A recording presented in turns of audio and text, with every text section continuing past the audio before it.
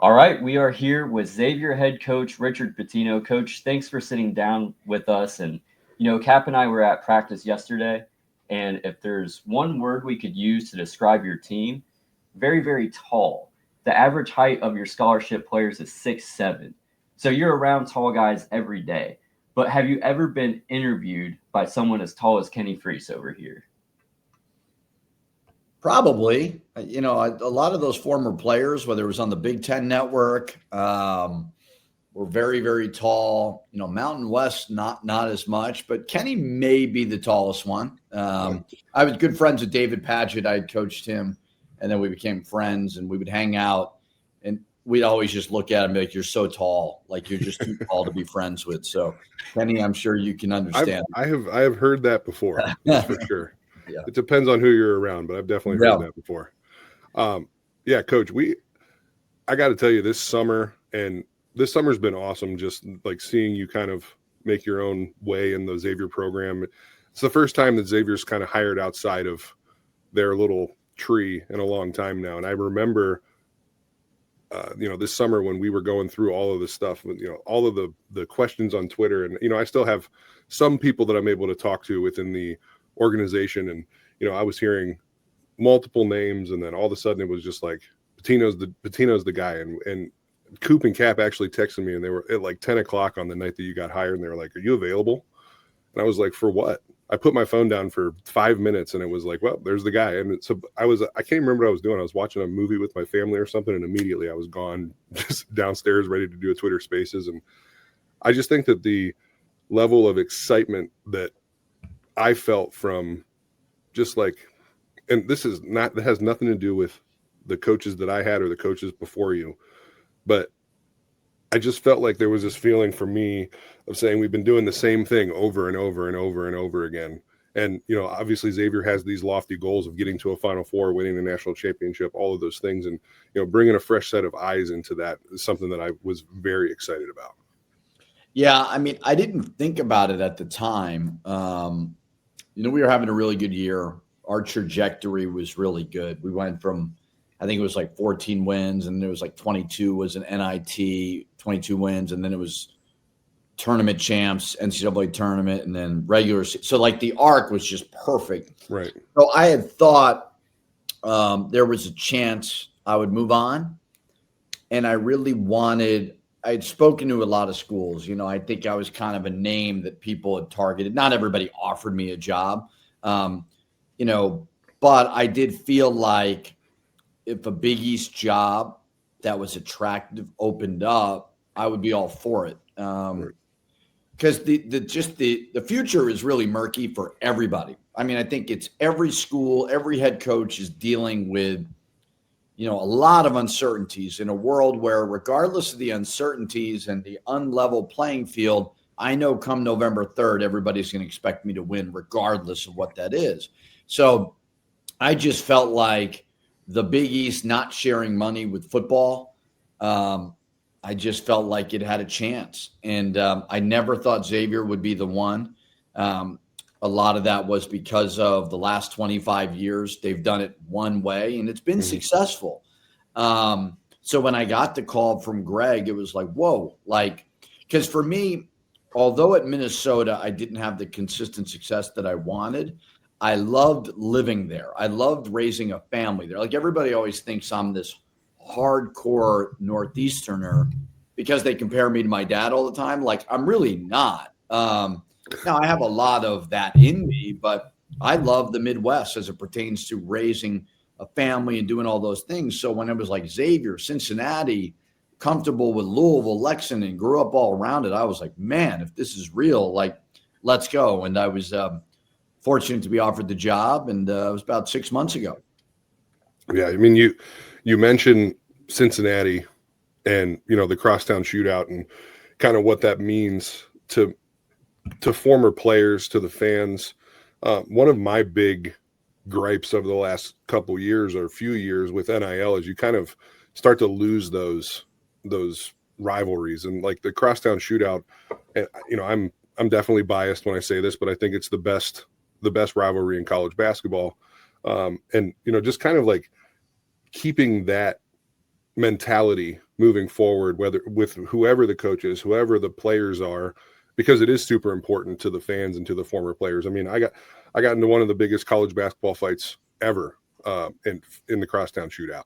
And so to this day, when that game turns on, my blood starts to boil, you know. And then like when I look and I'm not saying any particular player, but just when I look and I don't see that like fire from players about the crosstown shootout, it gets to me a little bit for sure.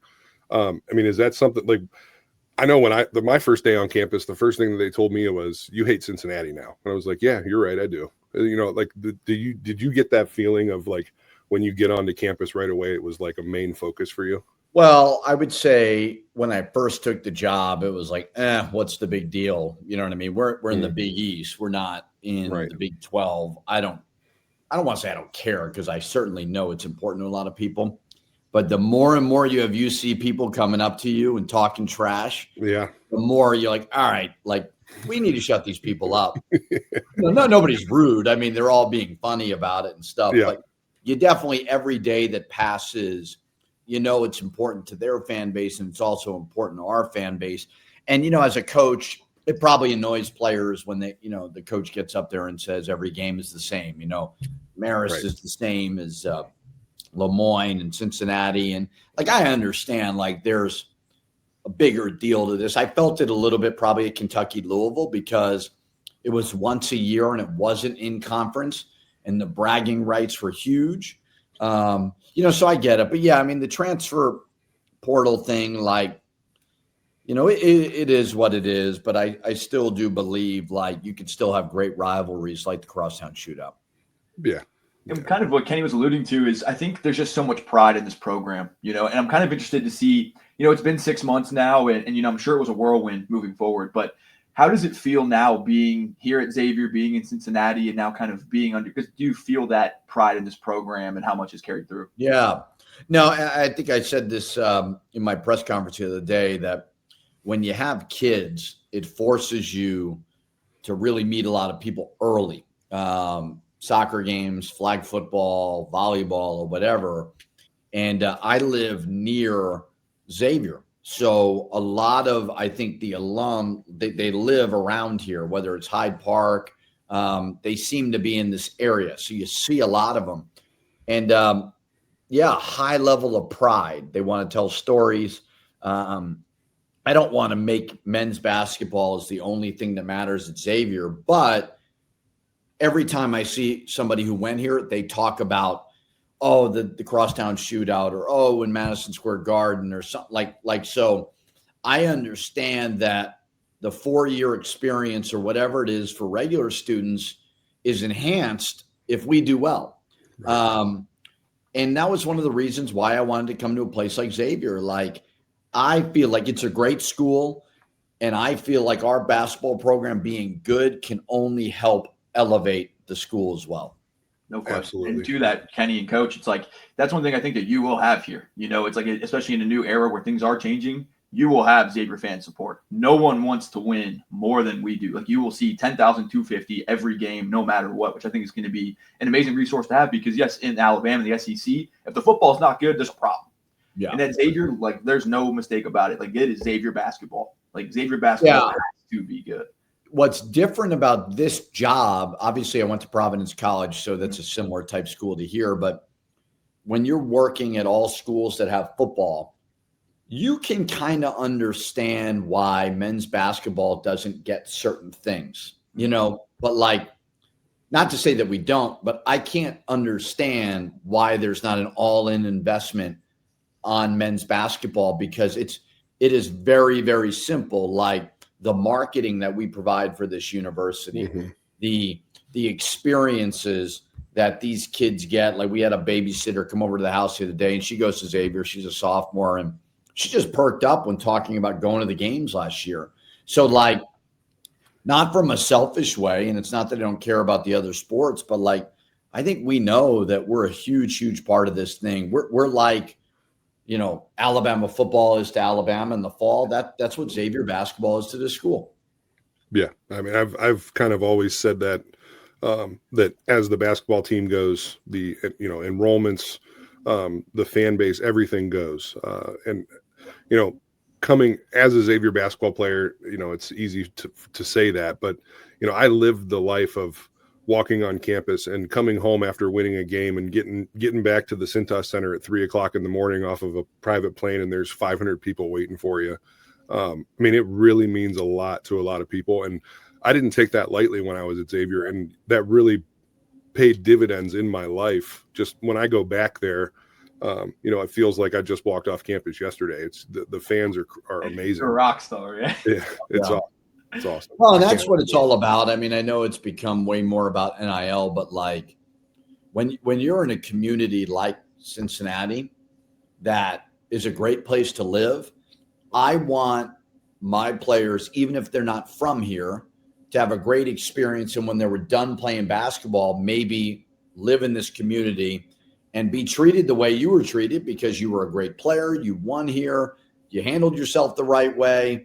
Like that is really in the end what it's all about. I know it's about money right now, but like big picture, like it's about pouring your heart and soul into something and then reaping that reward in return. And I will say, I got it's like a drug. When you are a part of a place like New Mexico where you're winning and the community embraces you, you can't go to jobs that don't have a great fan support. Like you can't. Right. And that's why with Xavier, it was like, I can't go into half empty arenas. Like I just can't. Yeah. It's so much fun to be a part of.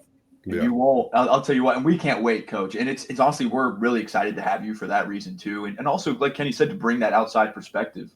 And that was one thing that we honestly, me as a fan took as like a positive was like, okay, I know Coach Pitino's done his homework. I know he knows the landscape very well. So for you to pick Xavier at this time, from you as a fan, was like, this is awesome for us. Yeah. Obviously, Xavier brings a lot too, but so do you. Yeah, I didn't really understand it until like I've gotten, Mari Mercurio, obviously he's been here for a long, long time. And like, I remember I told Mario, like, we're practicing at 12. And he was like, what? And I'm like, what? Like, what are you telling me? I can't practice whenever I want? He's like, no Xavier coach has ever practiced at 12 the last 5 years. Yeah. And I'm like, well, I don't care. Like, you hired me to do it my way. So good for Thad Matta. He can practice when he wants. I'm going to practice when I want. So, yeah. But I honestly wasn't even being like a wise ass. Like I really didn't think about it at the time. Mm-hmm. But when you really think about it, not only was it within the family, but they all really did it one way. Now that way was really good. Yeah. See, my way is more the Rick Pitino, Billy Donovan way. Mm-hmm. And I think a lot of their assistants are the same. So in the end, like you cannot argue with any of the past coaches' success, but on a day-to-day basis, I think that Greg really does want it to be different in my way, but working with everybody, certainly. Right. And I think that makes it better. Ken, you alluded to that. And I had 4 years. It was funny because I've talked with players over the years that, have played under the Thad Matta, Skip Prosser, Pete Gillen kind of tree. Sean Miller, obviously, Chris Mack. I've talked to players about what their pregame routines were, how they practice, their practice schedules. And there are very small differences across all of these programs. And, as a player, and I'm assuming as like Mario and the people that have been there for so long, you feel like that's just the only way. That's how you do it. So, making that change obviously is probably a bit of a culture shock. But at the end of the day, there's thousands of ways to do it. We've just always done it the same. But and honestly, it's been cool for me to pick a guy like Mario's brain about, hey, tell me what Chris Mack did. These are all really good coaches. So like, I'm not one of these guys that's like, oh, screw Pete Gillen. Like, no, like these guys all won a lot of games. Like, tell me, I don't really want to know about Sean Miller's out of bounds place, but I want to know how he ran the program. Those are the things as a coach that we're really interested in. So I'm not coming in here like it's my way or the highway. There's things that, that's kind of the Xavier way. I like that. And we've kind of embraced that as well. Right.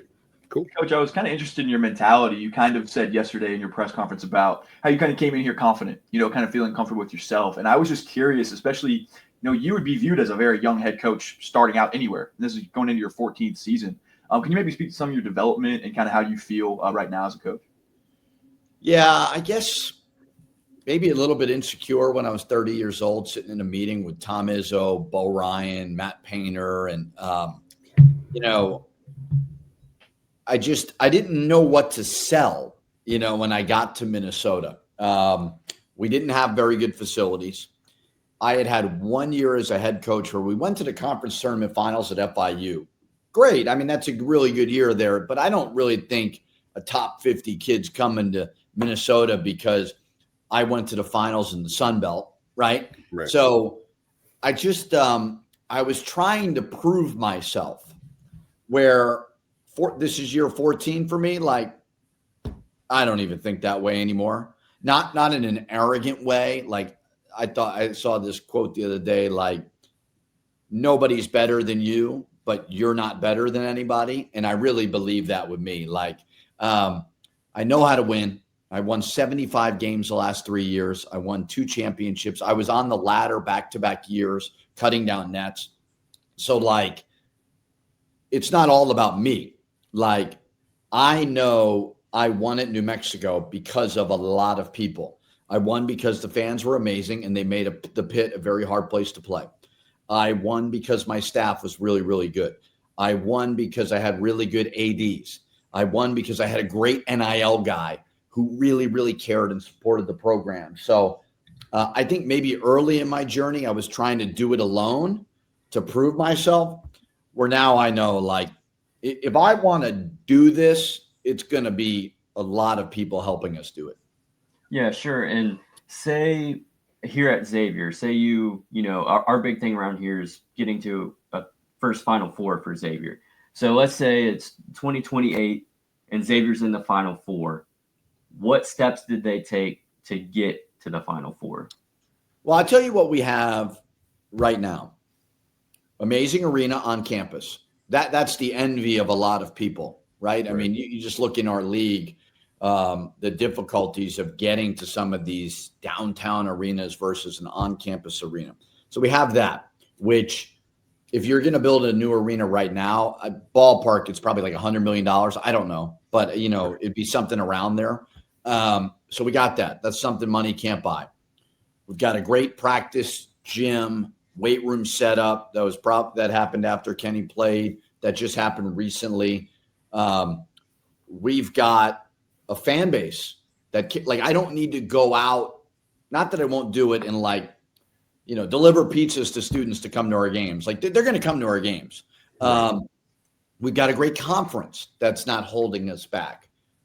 The thing we got to elevate, and I know you had Joe on your podcast, is we've got to elevate our NIL. And I know that is a space that's very, very hard, and it's kind of a moving target. So, like, I don't think it's anybody's fault, but I have heard from many, many people, we want to go to a Final Four. We want to change Xavier with the basketball program. I can promise you the way to do that, you have to have a competitive NIL. You're not going to get talent unless you do. I think Dan Lanning said it the other day, and I love the quote. They played Oklahoma State, and there was kind of a back and forth with Mike Gundy. And Mike Gundy was trying to protect himself. Like, hey, listen, Oregon football is spending way more money than we are. But Dan Lanning's argument was, we're invested in winning. And that's my big thing. Like, it's never been clearer how you're invested nowadays, and that is through a competitive NIL. So I think if it stays the same, now I don't know, maybe some groundbreaking rule change, which I don't think is going to happen, makes that. But, we've got to be really, really invested. And you start to see that you cannot win without players. Can't. I'm not that good of a coach. The only way to get players right now, it's not the only thing, but you better have it. You better have it. Yeah, absolutely. And if you're listening to this podcast or watching it and you want to be a part of that, you want to feel like you're the reason nets are getting cut down at Cintas, it's very easy to donate. Go to goxavier.com. At the very top of the website, just hit donate. You can click the sport, hit men's basketball. one-time donation, reoccurring, all of that will help. There's 10,000 people at Cintas Center every single game. You'd be surprised how much of a difference you can make. Joe talked about it last week. So yeah, I look at this every day, like right here, right? Like we sell out. We sell out every single one of the games last year. So that's 10,000 people. And I actually think, although like NIL upsets everybody, like if you're really invested in going to these games and being a season ticket holder, it doesn't take as much as like we would love the Mike Rapolis of the world, right? The billionaires that St. John's has. But if you're spending your hard-earned money, like I went to the Reds game the other day, and if you told me, hey, give me $500, we could re-sign Ellie De La Cruz, I'd be like, I'd pull out my wallet right now. Right. So it's a little bit harder for a coach because, like, man, we're hearing it from a lot of people. Mm-hmm. But my whole thing is if invest, and I appreciate everybody that has invested. I don't want to sound like we're totally poor. But if we're really, really talking about a Final Four, there's a cost that goes to doing that type of business. Yeah, and it's unfortunate. It's unfortunate that that's kind of the landscape that we're in. Not that I have anything against players getting paid. I think that it's just, that whole Wild West mentality is something that I kind of, you can push back against it all you want, but it's where we are. There's nothing you can do about it. And, I didn't create it, so don't get mad at me. Yeah. Well, and you hear all the time from the Xavier people on Twitter or wherever you're talking to them. It's like, well, I already spend a lot of money going to the game. I already spend a lot of money doing this, and it's like you said, you didn't create this system. It's not like Xavier's the only school out there that's saying it, and it's just where we are. And it's never been easier to donate directly to the basketball program if that's what you want to do. I think I know the sound of it. I get why boosters are kind of a little cynical towards it. Yeah. But I still say at the end of the day, whether you agree with the system or not, which I don't agree with the system at all. But if you love Xavier, a good basketball program helps Xavier. Yes. And in order to get a good basketball program, we need to invest. That's really what it comes down to. You're looking at right now, like there's a shift in college football. Like, why is Texas Tech so good? Right. Like, why is Texas Tech getting all these really good players? It's not to crap on Texas Tech, but why is BYU getting the number one player in the country from Boston? Again, I think their coaching staff probably recruited their butts off and did a great job. But you better believe they were ready with the big investment to go along with all the hard work they put in to build the program and develop relationships. Yeah, I think that's perfectly said. And Arkansas as well. I mean, there are programs that are ponying up, and that's just what it takes. And I think one thing I respect about you, Coach, is we saw this in practice. We've talked about this with you. It's like you seem like someone who's cut and dry. You say the facts, but not in a mean way. This is what it is. And I think it's your job to tell us what it takes to win. Yeah. I was at New Mexico last year. My best player walked into my office. The season ended. We had this great season. We beat Marquette. We lose a close one to Michigan State. My best player, Donovan Dent, before he was in the portal, sat down at my desk. Now, this was before I took the Xavier job and said, Coach, I have several offers of over $3 million. They want to talk to me, but I have to enter the portal first. And I'm like, well, how do you already have the offers then? I'm not accusing anybody of tampering because they probably talked to the high school coach. They probably talked to the AAU coach. I don't really know if that's tampering or not. I don't really think it is. So, but at the end of the day, like they had the resources to go get a really, really good player out of the Mountain West. And, it's got to be the same for us moving forward. Yeah. Well, Coach, it is time, and we really appreciate your time and jumping on here and doing all the fan stuff with us. And we appreciate just the chance to, give you a voice too to the fans. We kind of see it as our job to give the fans a voice to the admin, and also the admin to give a voice to the fans for what you guys need. So we really appreciate you. We're excited to have you here, and we appreciate you jumping on today. Thank you, guys. Appreciate it. Thanks for having me. One more question. It's very hard hitting. So Musketeer tip-off is coming up Friday. Mm-hmm. I know you have some practices before that. You're probably not thinking about it, but usually, the players come out to a song and then they save the head coach for last. He walks out and there's a song usually picked by that individual. Oh my God. Is there a song Really? that you would think of it as like you just went to the Reds Like baseball, game, yeah. like a walk-up song? Yeah. Right. So Right. I don't know. Yeah, no, I got to figure that out. My wife really likes Morgan Wallen, so maybe I'll do the Morgan Wallen thing, and maybe she can like me more. Maybe that would get her to like me again. There you go. All right, some Broadway girls or something. I'm with it. Yeah. The plug. I don't know. I hadn't thought about it. Now you're making me nervous on that. So we got to figure that You one can out. just do the Skyline. I know you're eating a lot of Skyline. You can just do the Skyline theme song. Yeah, 3-way with 1 cheese coney. My There you man. go. All right, Coach. Well, thanks so much for joining us, and we'll see you around. And best of luck. We'll listen for that Morgan Wallen on Friday. Yeah, great. All right. Thank you, guys. Thank you. Stay blobbing.